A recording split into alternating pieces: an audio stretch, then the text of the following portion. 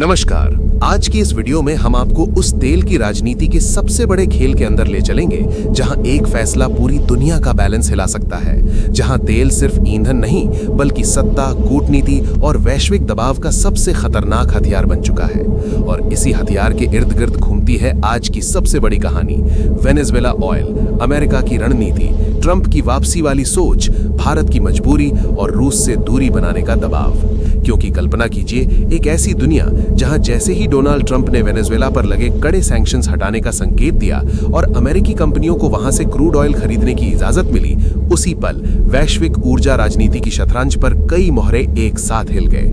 Venezuela की कार्यवाहक राष्ट्रपति डेल्सी रॉड्रिगेज का प्रधानमंत्री नरेंद्र मोदी से संवाद कोई सामान्य कूटनीतिक बातचीत नहीं था, बल्कि ये उस बड़े खेल का हिस्सा था जिसमें भारत को एक संतुलन साधना है। अमेरिका को नाराज किए बिना सस्ता तेल पाना, रूस से रिश्ते बिगाड़े बिना ऊर्जा सुरक्षा बनाए रखना और वेनेजुएला जैसे प्रतिबंधों से जूझ चुके देश के साथ नए अवसर तलाशना।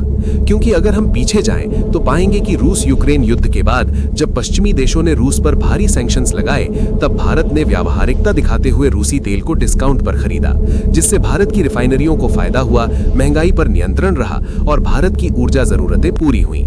लेकिन यही फैसला वॉशिंगटन को लगातार खटकता रहा और अब जब अमेरिका खुद वेनेजुएला जैसे देश से तेल खरीदने की राह खोल रहा है, तो वो भारत को एक संदेश दे रहा है कि अगर रूसी तेल कम करना है तो विकल्प हमारे पास है।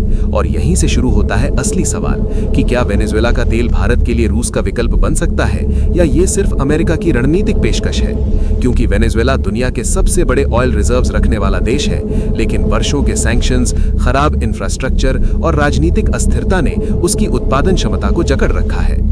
अब ट्रंप की सोच ये है कि वेनेजुएला को धीरे धीरे वैश्विक ऑयल मार्केट में वापस लाकर एक तरफ अमेरिका अपनी घरेलू कंपनियों को फायदा दे और दूसरी तरफ रूस की ऊर्जा पकड़ को कमजोर करे।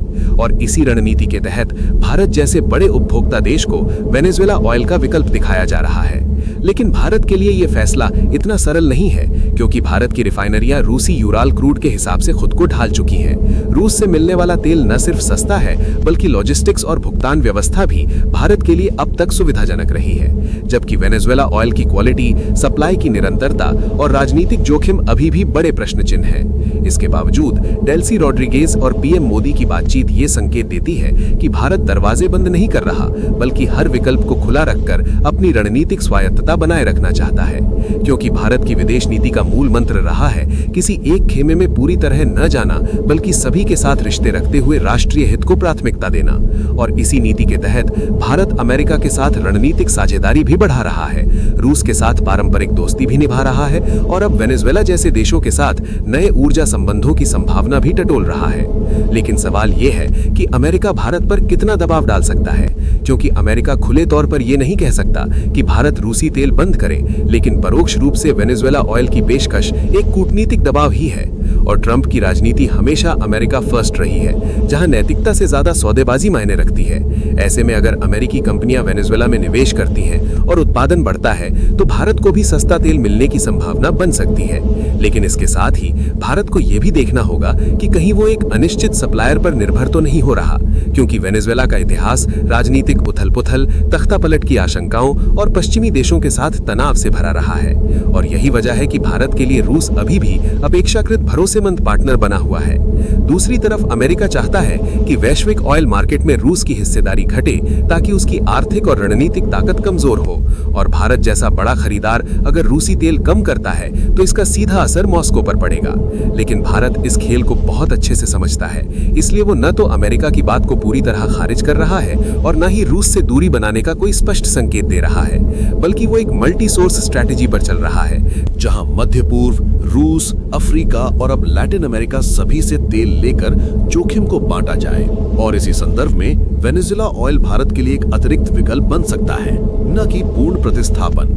लेकिन इस पूरी कहानी का सबसे दिलचस्प पहलू यह है कि कैसे ट्रंप का वेनेजुएला पर सैंक्शंस हटाने का फैसला सिर्फ मानवाधिकार या लोकतंत्र से नहीं, बल्कि शुद्ध भू राजनीति से जुड़ा है। क्योंकि जब अमेरिका खुद उन देशों से व्यापार करने लगता है जिन्हें वो कभी तानाशाही कहकर अलग थलग करता था, तब ये साफ हो जाता है कि अंतर्राष्ट्रीय राजनीति में स्थायी दोस्त या दुश्मन नहीं होते, केवल स्थायी हित होते हैं। और भारत इस सच्चाई को शायद सबसे बेहतर तरीके से समझता है।